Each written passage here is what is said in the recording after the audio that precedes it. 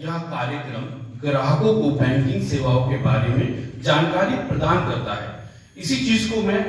इसी कथन को मैं आगे ले चलते हुए अपने आज के हमारे सहायक महाप्रबंधक सर से आग्रह करूंगा कि वह इस कार्यक्रम को आगे बढ़ाएं। आप लोगों का किन लोगों का बैंक में खाता है या बैंक में जा चुके हैं आप लोग? काफी लोगों का खाता है, काफी लोगों का नहीं भी है खाता, तो उनको आइडिया नहीं होगा। कुछ बेसिक जो बैंक की सहूलतें हैं, जो सेवाएं हैं, जो आप लोगों को पता रहना जरूरी है, उसके बारे में मैं आपको बिल्कुल सिंपल तरीके से अवगत कराने की कोशिश करूंगा आज।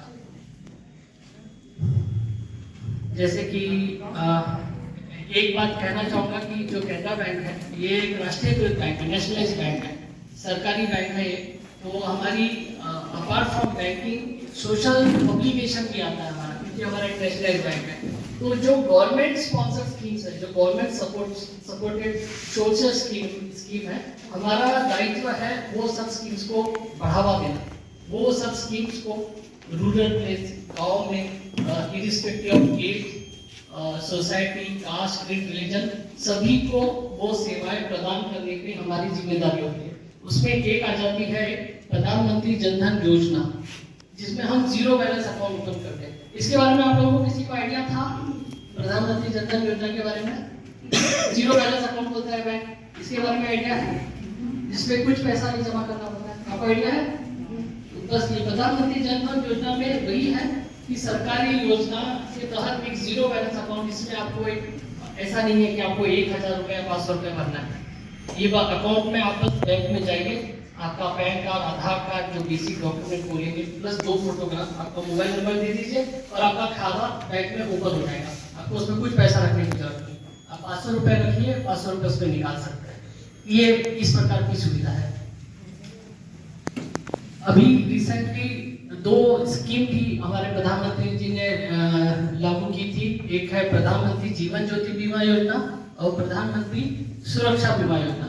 इसके अंतर्गत आप लोगों को कम से कम राशि में आपको बीमा की सुरक्षा प्रदान करती है government of India through Canara bank. तो आपके माताजी पिताजी को, ताकि कोई भी आपको भी अगर फोन है, तो बोला आपके पिताजी का कार्ड आपके पास है, आपके पिताजी का मोबाइल आपके पास है, और कोई फोन आया और पूछ लिया कि इसमें OTP आया बताया, तो आपको नहीं बताना है। इसी को बोलता है साइबर फ्रॉड। मेरे हिसाब से आपका इंटरनली भी मैं सुन रहा था कि साइबर फ्रॉड से लेके काफ़ी जानकारी दी जाती है आप लोगों को। सो मैं आशा करता हूँ ये आपको समझ में आया कि अगर आप OTP अगर बता दें किसी को फ़ोन पे, तो बैठे बैठे आपके पिताजी के अकाउंट से पूरा की पूरा पैसा है ना वो साफ हो सकता है। तो ये चीज़ों में आपकी जो जानकारी है उसको कॉन्फिडेंशियल रखना है, आपको अपने पास ही सीमित रखना है, किसी के साथ शेयर नहीं करना है। समागत अधिकारी वृंद, अंतेवासी छात्रगण,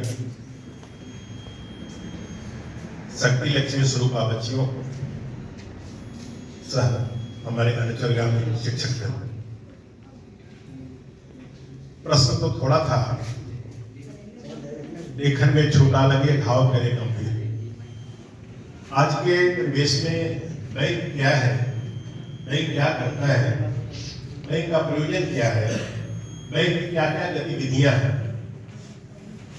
इसका ज्ञान का अभाव सबके पास रहता है। और संसार के जितने भौतिक सुख सुविधा के साधन हैं, सब साधन का आधार बैंक है। बिना बैंक के आप एक कदम आगे नहीं चल सकते। बैंक लोन लेना है बैंक में जाइए, खाता खुलवाना है तो बैंक में जाइए, कुछ भी कार्य करना है तो बैंक के सहयोग आपको लेना है। कभी कभी कुछ नामांकन कराने की बात आती है तो वहां भी अकाउंट खुलता है। अभी इस साल से मैं अपने बच्चों के लिए कार्य करने जा रहा हूँ, नामांकन के बाद उनको अकाउंट कर दे रहा हूँ, ताकि छात्रवृत्ति का भुगतान सीधे उनके खाते में। हमारे घर की आवश्यकता पड़ गई, अब बिना खाता धारी के हम बच्चों का नामांकन नहीं ले पाएंगे। मैट्रिक का पास करके आए तो आपको अकाउंट खोलना चाहिए। तो एक बैंक की क्या महत्ता है और बैंक क्या क्या करता है, उसकी क्या क्या गतिविधियां हैं, इस पर एक छोटा सा संगोष्ठी का आयोजन किया गया। अधिकारी ने कहा आपके पास जो भी थोड़ा सा धन है, अगर उसको बैंक में लगाते हैं तो आपका पैसा सुरक्षित है। हम लोग संस्कृति को आप जमा करना शुरू कर दें तो वह राशि बिल्कुल बन जा सकती है। श्रीमान से मैंने प्रश्न किया सुकन्या समृद्धि योजना आज हमें जीवन दो, जिस दिन हमारी पोती होगी शायद उस दिन संसार में मेरा रहे, लेकिन उसके निमित्त अगर सुकन्या समृद्धि योजना में कोई भी ग्रामीण कोई भी व्यक्ति कुछ निवेश कर देता है तो वह 18 साल के बाद या जिस दिन उसकी अवस्था 24 साल की होगी, जिस दिन उसकी मैच्योरिटी होगी, उस दिन उसे भीख मांगने की आवश्यकता उसके माता पिता को नहीं पड़ेगी। बैंक अकाउंट हटल योजना, उसमें आपको ऑटोमेटिक पैसा कटना है। पहले 12 रुपए कटते थे, 20 रुपए कटने लगे और आपका ऑटोमेटिक सुरक्षा रिस्क कवरेज कर रहा है। मर गए तो आपको बैंक के माध्यम से पैसे 2 लाख रुपए प्राप्त होंगे। कहाँ से निवेश के लिए भौतिक वाली व्यवस्था में दौड़ भाग की जिंदगी में आज चल रहे हैं, कल न चल पाए, इसकी क्या करना है। आज मैं आ रहा था अपने घर से जहानाबाद से जैसे निकले, जिस बस पर मैं हूँ उस बस वाला जाके हमारा मोटरसाइकिल वाला घर का सीधे बस मिला भी, ड्राइवर को भाग भी गया, लेकिन जो एक्सीडेंट हुआ उसमें एक बंदा तो नहीं बचा होगा, मुझे पूरा भरोसा है। लेकिन अगर हम उस परिवेश में हमारा बैंक में कुछ राशि जमा है, हमारी अधिकारी महोदय घर पे तो जरूर पहुंचाएंगे। एक मैं संस्मरण और सुनाता हूँ बैंक का। एक व्यक्ति हमारे गांव में बीएफसी एनएफसी में काम करते थे, उनकी जुड़ती पत्नी थी, पति की हत्या हो गई। अब उसको जो भी बनाने के लिए जाए छाती पीट कर, अब मेरा कौन संसार में रहा, अब मैं क्या कर पाऊंगा, मैं तो अनाथ हो गई, शादी में 3 वर्ष हुए, मैं तो देखा हूं कैसे जीवित रहता हूं। वो बंदा जिसकी हत्या हुई उस बैंक में मैं सुना रहा हूं 1997 की घटना, 1997 की घटना, बैंक उसकी कुछ राशि थी और वो बैंक का प्रबंधक उस व्यक्ति से जुड़ा था जिसकी हत्या हो गई। वो आया और बिलखती हुई अवस्था में उसका हाथ में उसकी पत्नी से मिलना चाहते हैं। हम भी उन लोग जाकर साथ ही जाके मिलाए तो मैनेजर ने कहा कि आप रोइए मत, आपकी कन्या की शादी कर जिस दिन होगी, उसने उसकी बच्ची थी, कन्या की जिस दिन शादी होगी उस दिन इसको 50 लाख रुपए, और उस समय से जो धैर्यता के साथ जो महिला ने परिचय दिया उसका कोई जवाब नहीं, रोना बंद। और पति की जो जितनी रीति होती है मरने के बाद उसमें सहभागी है। इसलिए कहने का अर्थ कि बैंक एक विधा है जिसमें विपत्ति का साधन है, हम कैसे अपने आप को सुरक्षित कर लिए रखें।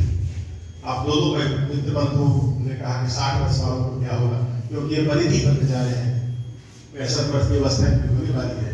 ये जो कुछ पैसे मैं दूंगा वो पैसे कैसे रखे जाएंगे, इससे मेरी जीविका चलती रहे।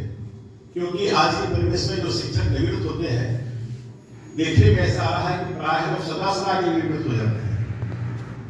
अभी वेतन हमको मिल रहा है कुछ, कल सेवानिवृत्त हो जाएंगे तो अभी यहाँ पर है, कल यहाँ पर आ जाएंगे, उस परिस्थिति में प्राय लोग विचलित हो जाते हैं। लेकिन अगर बैंक हमारा है, वहाँ हमने ईश्वर को कुछ बना करके रखा है तो हमें जरूर प्राप्त होगा। एक चीज और है, आज के परिवेश में जो साइबर क्राइम की चर्चा चलती है, सावधान रहना है हमें साइबर क्राइम से बचने के। हमें भी 2 दिन 4 दिन पहले, कल 2 दिन पहले 13 तारीख उसने कहा कि मैं राजीव शर्मा बोल रहा हूँ, स्टेट बैंक का प्रबंधक। शर्मा जी आप बोल रहे हैं? शर्मा जी को मैं बोल रहा हूँ, नाम नहीं बताया लेकिन शर्मा जी को बोल रहे हैं। तो आपका बैंक के प्रति जो खाता है वो क्लोज होने की स्थिति में है। तो मैंने कहा कि श्रीमान हमारा तो स्टेट बैंक में खाता नहीं है, तो किस बैंक में है? तब हमने कुछ अशब्द का प्रयोग नहीं किया जो नहीं करना चाहिए, फिर उसने मोबाइल कर दिया। इस तरह की अनायास घटनाएं होती है। आप जब भी किसी प्रकार के मैसेज आपके मोबाइल पर या कोई संवाद आता हो तो जरूर उसको ओटीपी नंबर बताइए। श्रीमान ने कहा कि ओटीपी बताए तो सदा में वो ठीक और ठीक सब साफ। इसलिए सावधान रहना है, जहां कोई आए, कौन व्यक्ति है, कौन संवाद स्थापित कर रहा है, उसे कहने का भाव क्या है, क्या सोच रहा है, आज के परिवेश के इस क्षेत्र में कि हमारे गांव के बगल में चिनौकर गांव है, वहां सामान्य बच्चे आज करोड़पति है। नवादा जिला के पास से नवादा जिला के पास एक गांव है, ये नाम भूल रहा हूं, उस गांव के प्राय बच्चे साइंस क्राइम से जुड़े हुए। कैसे करते हैं परमात्मा जाने। एक पंडित जी ने चर्चा की, हम एक बार फंस गए हैं, इसको बताया 16-17 हजार खाते थे, हम बहुत दिया।